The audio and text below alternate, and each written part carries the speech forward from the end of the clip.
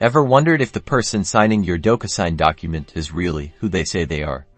Today, we're diving into how to verify a recipient's phone number in Docusign, adding an extra layer of security to your important documents. First, log into your Docusign account and navigate to the Manage tab here. You'll see a list of your envelopes. Select the envelope you want to add phone verification to. Now, click on Add Recipient in the Add Recipient window. Enter the recipient's name and email address as usual. Next, scroll down to the Access Authentication section here.